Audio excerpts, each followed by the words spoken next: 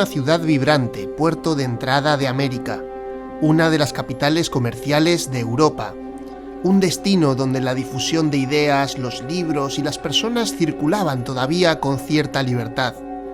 En aquella Sevilla de callejuelas, casas, monasterios y catedrales estaba creciendo una iglesia nueva. Las semillas del Evangelio, ahogadas durante años por una religión cada vez más alejada de su sentido original, encontraron corazones en los que crecer. La reforma que había iniciado Lutero y se había extendido por toda Europa tocaba a las puertas de España, y Sevilla sería un actor clave. Por eso también fue allí donde la Inquisición actuó con mayor dureza y más eficacia.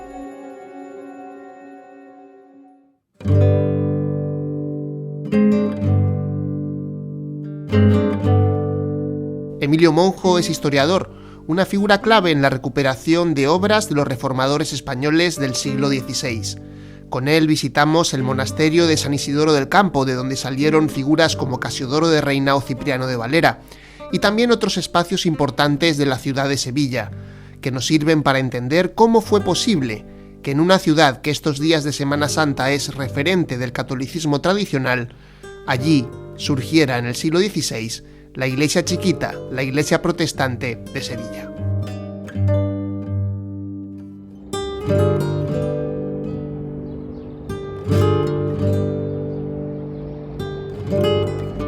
Lo primero, que estamos grabando precisamente en el sitio clave, porque es el lugar a unos cuantos metros donde se celebraban los autos de fe. Y digo celebrar porque ellos decían que era la celebración del triunfo, ¿no? Y efectivamente aquí en la plaza de San Francisco, porque esto era un convento, y donde estamos es el terreno que quedó tras la demolición del convento. Y nada, aquí se hacían los autos de fe en esta plaza, que era la celebración, era la fiesta para mucha gente en aquella época. Y todavía se establece casi una copia en Semana Santa, porque se hacen los mismos entarimados, se engalanan los balcones, se pagan incluso de alquiler algunos balcones, porque por aquí pasan todas las cofradías camino de la catedral. Sevilla es peculiar incluso para mirarla como una especie de foco sociológico de la época. Estamos antes de Trento, que no es poco, y estamos en el impulso que se hacía en algunos lugares, y aquí de modo muy particular, en el propio estrato católico romano, digamos, de reforma. ¿Por qué? Pues bueno, porque se estaba empezando a leer la escritura, lo que se había hecho con la Biblia políglota, la Biblia en Alcalá de Henares, por Cisneros.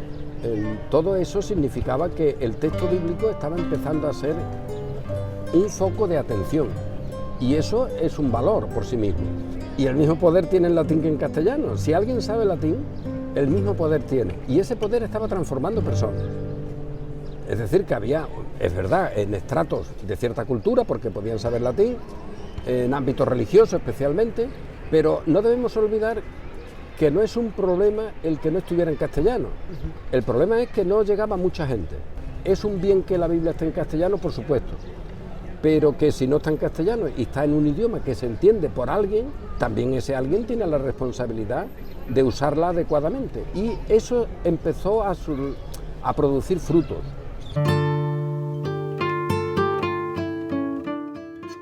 Como ocurrió en el caso de Martín Lutero, que era una persona religiosa, lectora de la Biblia, en España también muchos reconocieron esa desviación de la religión respecto a la enseñanza bíblica.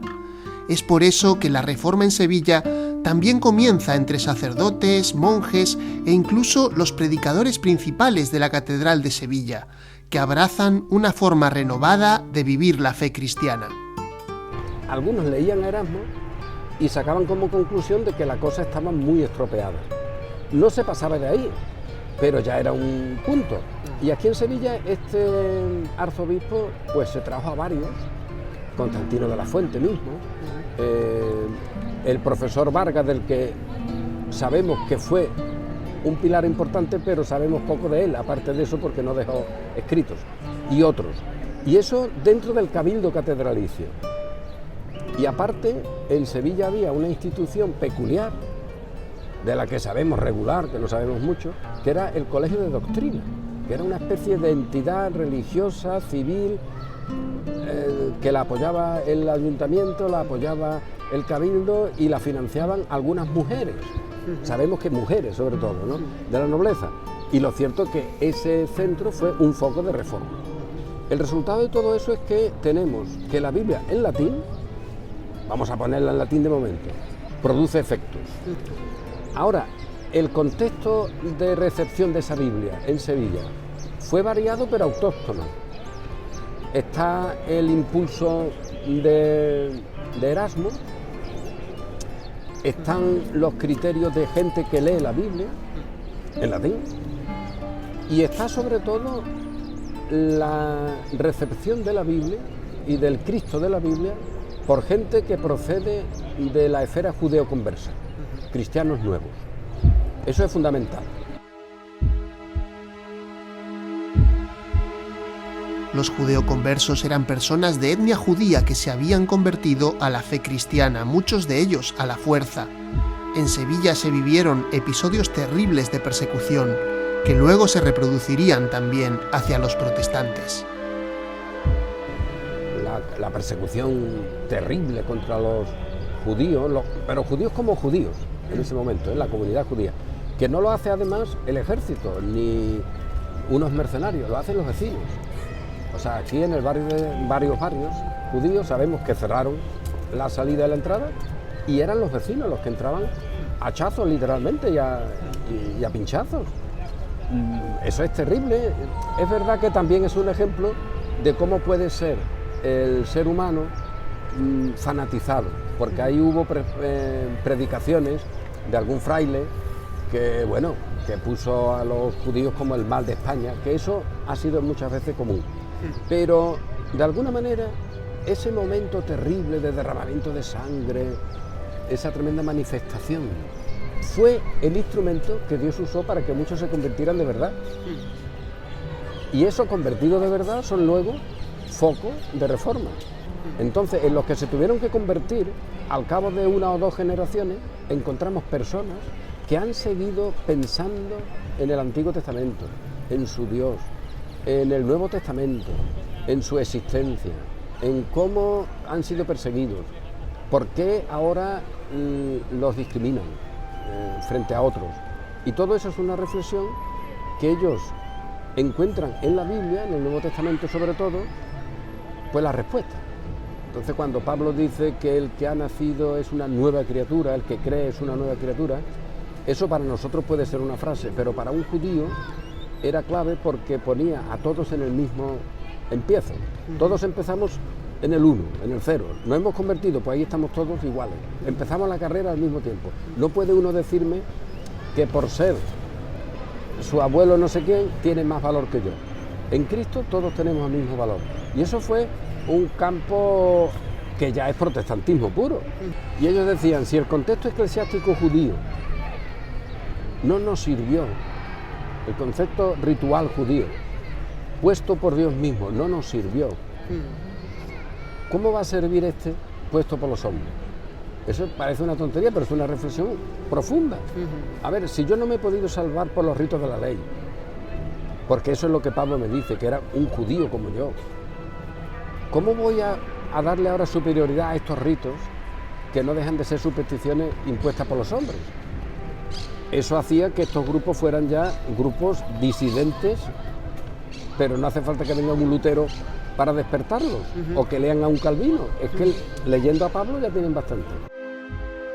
La Iglesia crece de forma natural, pero siempre con actos valientes que afirman su presencia. Es el ejemplo de Julianillo, que introduce libros de la Reforma Europea sorteando la vigilancia inquisitorial. Entonces, Sevilla tiene, durante un tiempo, una comunidad clandestina que se asume como iglesia, que se reúne incluso en algún lugar, que incluso eligen un pastor, que está compuesta en una mayoría, por lo menos en la mitad, por mujeres, muchas de ellas monjas de clausura, que a ver cómo, dice uno, en un convento de clausura, cómo entró esa fe. Bueno, pues a través de los responsables religiosos, que ya eran, digamos, protestantes, aunque sea entre comillas, y que eran los que podían entrar únicamente ellos para enseñar en esos círculos tan cerrados.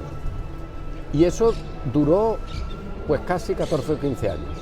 Eso tiene ya luego una expresión, y esa expresión es que escriben obras. Constantino de la Fuente escribe varias obras, tienen que escribirlas donde está el Tribunal de la Inquisición, que a ver cómo escribes para después seguir viviendo. El Tribunal de la Inquisición no ve, aunque algunos olían algo, pero no ve problemas en esas obras, que hoy día son obras de un carácter protestante absoluto. Hay un autor que salió antes de la persecución final de 1557, que es Juan Pérez de Pineda, que en una obra importantísima suya dice que Dios mantuvo un poco oculta a su iglesia aquí durante unos 10 o 12 años, preparándola para la hora de las tinieblas. Y yo creo que eso también es una realidad. Y de ahí pues surge todo lo que luego se concreta en algunas personas, específicamente Casedo de Reina huyendo. Bueno, él salió antes de que se desatara persecución, lo tenía previsto, traduciendo la Biblia. Previo a todo eso también el burgalés Francisco de Encinas, que no nos podemos olvidar de él, había planteado traducir la Biblia como un bien para sus paisanos. Circulaba un libro extraordinario, un librito que era como una especie de instrumento, de manual de evangelización, que era un diálogo de consolación entre Cristo y su iglesia pequeñita frente a la grande. Y de ahí sabemos el título, sabemos que eso se usaba, que circulaba manuscrito, y es un modelo de evangelización. La comunidad se mantenía en la clandestinidad por el peligro, pero a la vez vivía el Evangelio y buscaba las formas para poder difundirlo. Hoy día se habla en el mundo evangélico de evangelizar. A ver, ¿cómo evangelizas donde está la Inquisición, el tribunal? Y esta gente lo hacía. Pues bueno, ahí estaba ya, en reunirse en las casas, usaban los métodos más normalitos. Muchas mujeres, ¿dónde se podían reunir? En un convento. Pues ahí se reunían. Eso era evidente. Para ir a un convento, ¿quién puede ir? Solo el canónigo dedicado de la catedral para que pueda ir a confesar incluso a las monjas y tal. ¿Y ese quién es? Egidio o Constantino, que son los pilares de la iglesia protestante. Quien quiera sacar de ahí una especie de modelo para ahora copiar, se ha equivocado, porque el espíritu no tiene modelos, en el sentido de que en cada sitio sopla de una manera. Y lo que sí es cierto, y podemos ver aquí, el fruto, no de unas personas muy listas, sino el fruto del Espíritu que obró en esta gente y que obró para desdecir a todas las comisiones y a todos los organismos misioneros del mundo, que nunca hubieran enviado un misionero aquí, a Sevilla, donde está la Inquisición. Entonces Dios levantó donde más, en principio, parecía imposible, la iglesia más poderosa de España, porque bueno, más, es que no había otra, también había en Valladolid, y eso hasta el día de hoy. Era gente que lloraba, que no sabía muy bien qué hacer, que cantaba salmo cuando lo iban a quemar, y otro que no cantó salmo, que estaba asustadito, pero lo que nos pasaría a nosotros. ¿Y qué hay aquí? Pues un ejemplo de que el poder de Dios no necesita ni previos, ni cosas posteriores, ni instrumentos humanos. Lo hace cuando Él quiere. Y desde luego lo que sí queda claro ahí es que se recogen frutos que otros sembraron antes.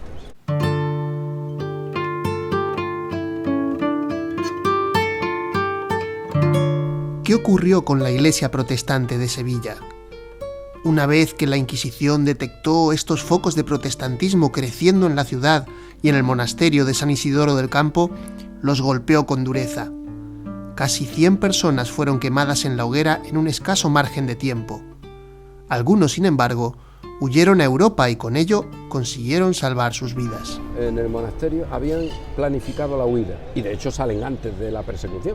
Casedoro mismo sale antes de que apresen a Julianillo.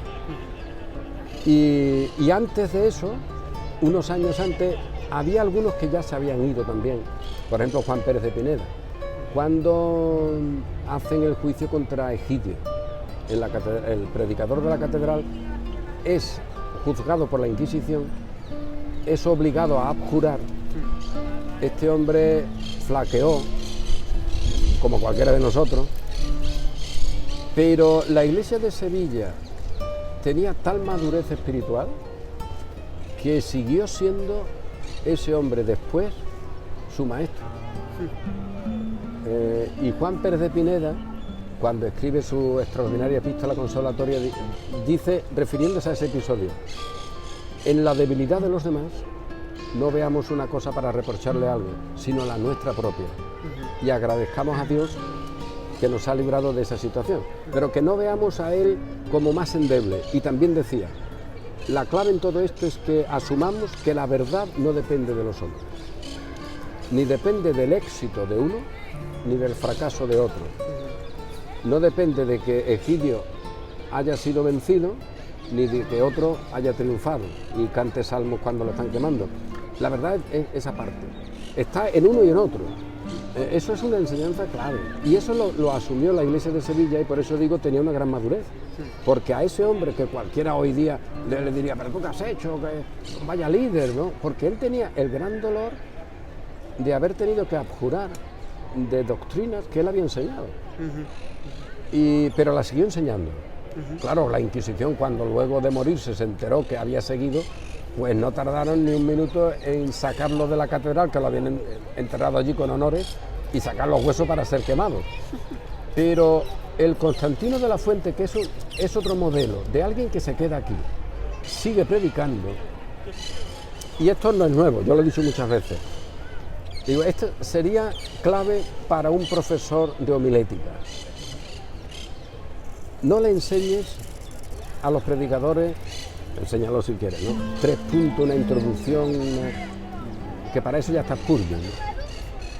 Enséñales que lo que prediquen, sepan los que lo están escuchando y él, que les puede costar la vida al salir del culto.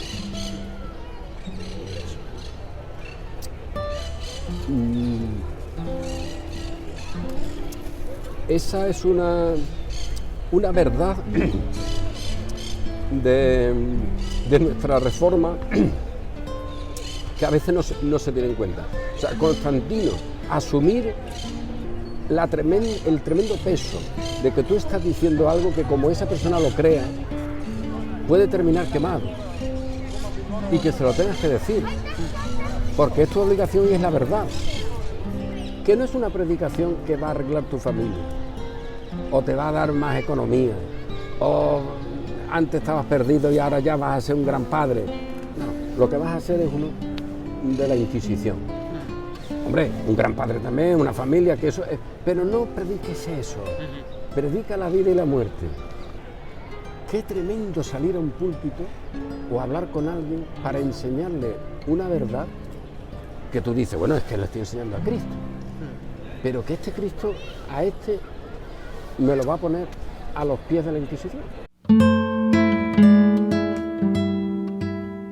La fidelidad de los creyentes de Sevilla quedó reflejada en las actas de la Inquisición, donde mujeres como Francisca de Chaves o María de Bohórquez demostraron no solo valor, sino unos principios firmes enfrentando un juicio injusto.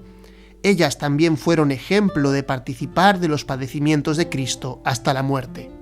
Esta gente asumía que los pastores iban a morir. Por lo tanto, nuestra Francisca de Chaves y esa relación que ella tiene con Casiodoro y con otros es, oye, tampoco pasa nada, nos van a matar. Que eso es lo que dice María Bohórquez. Es que María Bohórquez, muchas veces se habla de ella, la heroína y tal.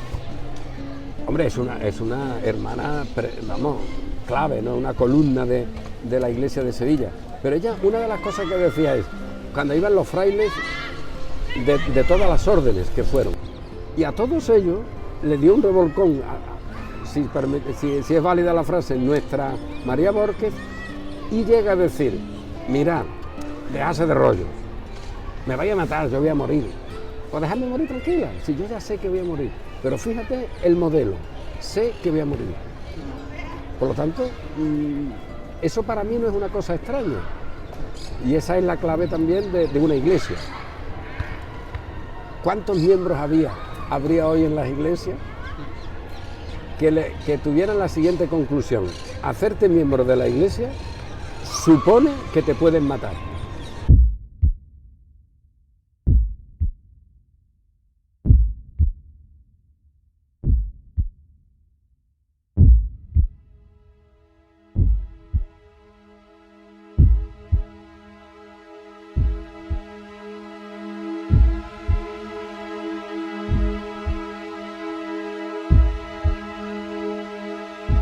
Pues también es verdad que ante una situación en la que te pueden matar, es legítimo asumir que te puedas quitar de en medio, porque la Biblia también lo dice, cuando te persigan en una ciudad, huya a otra. Cassiodoro y otros asumen que era mejor irse. La historia protestante de Sevilla continúa, pero ya lejos de España. Será en Ginebra, en Londres, en Estrasburgo o en Frankfurt donde las figuras de Casiodoro de Reina, Antonio del Corro, Cipriano de Valera y otros continúan vinculados a la Reforma. A pesar de no regresar nunca a España, saben de la importancia de escribir y su fruto más importante será la edición de la Biblia, la primera traducción completa al castellano de las Escrituras. Entonces se conoció como la Biblia del Oso. Porque él usó todos los medios que había a su alcance, de tal manera que cuando encontró un Nuevo Testamento, con un Evangelio de Juan, con una traducción nueva, él usó e incluso hizo un comentario al Evangelio de Juan. Él tiene, digamos, una posición de decir, como era propio, oye, esto es palabra de Dios. Que la palabra de Dios siempre es traducción, ¿cierto? Porque Dios no habla castellano. Cuando Él la da, aunque la dé en griego, de alguna manera eso es una traducción. No pasa nada, pero es la palabra de Dios. Entonces es una traducción, pero es palabra de Dios. Lo que no es un cúmulo de experiencias religiosas. Es la palabra de Dios que se la da a unas personas. En el caso de Casiodoro y otros, lo que queda claro es que ellos tienen conciencia de ser una iglesia donde estén española. Es decir, la comunidad española siempre está ahí pendiente. Pendiente, por lo menos está. No hay manera de quitarla, ¿no? Aunque también es cierto que, por ejemplo, excepto en Londres, las iglesias que pastorea Casiodoro no son españolas. Son francesas en el caso de Amberes, luego en Frankfurt otro grupo francés. Curioso, ¿eh? En el caso de Cipriano de Valera lo mismo. Antonio del Corro, él tiene unas palabras incluso muy emotivas de cómo ha salido, lo han sacado, no solo de su tierra, sino de su lengua, y tiene que vivir y pensar en otra lengua. Todo eso está así, pero en ninguno de ellos se percibe la posibilidad de decir, a ver cómo conseguimos hacer una iglesia española fuerte para entrar en España. Cada uno estuvo donde pudo, pero no plantearon unirse y formar una iglesia. Eso, desde nuestra perspectiva hoy, yo creo que fue una cosa no buena. Vamos, eso fue algo que no es reproche, pero podían haberlo hecho de otra manera. No se hizo. Sin embargo, por ejemplo, Cipriano de Valera sí tiene como una visión de futuro, diciendo que en España, y además en el caso suyo, también hay que decirlo, escribía siempre en castellano, pensando en que sus paisanos lo escucharan, ¿no? O leyeran. Y para eso tradujo también, no solo, reeditó la Biblia del Oso, sino que también tradujo la institución de Calvino, diciendo esto es ideal para mis paisanos. Aquí está la verdad que los podrá librar de la esclavitud que ahora tienen, etcétera. Bueno, en el caso suyo estaba pendiente para el futuro, lo cual ya es un plus. Y él decía que vendría un día cuando en el monasterio se haría una universidad, no un seminario, universidad, donde la teología principalmente se enseña. Y él dice que que había riqueza para eso. Bien, ahí estaba el futuro. Y también decía, y la casa asolada de Isabel de Baena, que se convirtiera en una iglesia donde se predicara la palabra. O sea que ellos tuvieron una especie de proyecto de que algún día ocurriría. pero no hicieron nada. A ver, que cualquiera me puede a mí apedrear, no es que no hicieran nada, hombre, que hicieron de todo, pero organizar una iglesia española no la organizaron. Y eso no es reprocharle a ellos nada, porque fíjate, pero al mismo tiempo también aprender de que esa situación no se solventó como quizás se podría haber solventado. Y bueno, y eso fíjate tú la que me puede caer a mí, porque yo los aprecio mucho a todos los nuestros, pero en ese aprecio tiene que haber también, yo creo, para nuestro propio bien, ese equilibrio.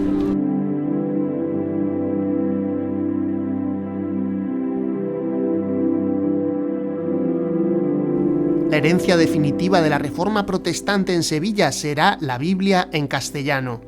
La que hoy conocemos como la Reina Valera sigue siendo la versión en castellano más utilizada en el mundo hispanohablante. A su vez, se están realizando nuevas reediciones de la clásica Biblia del Oso, tomando esta versión un lugar destacado que merece en la historia de las letras del castellano. Pues qué duda cabe que esto es una cosa providencial. Oye, que hay mucha gente que se ha empezado a preocupar de la Biblia en general y de la Biblia del Oso en particular, y a través de él, del autor, pues un poco del protestantismo también. Ese es un terreno, por lo tanto, el nuestro hoy fructífero para muchas cosas, y creo que tenemos razones para estar, hombre, agradecidos por nuestro tiempo, porque estas cosas pueden estudiarse, pueden leerse, hay herramientas, se puede reflexionar, se debería reflexionar más, pero bueno, paso a paso, y así que es el nuestro un buen tiempo en ese sentido. La Sevilla protestante del siglo XVI fue una iglesia sufriente y fiel, pero aunque en apariencia la Inquisición triunfó, la semilla sembrada por aquellas vidas ha dado fruto abundante. Sus vidas son un ejemplo y sus obras le siguen hasta el día de hoy.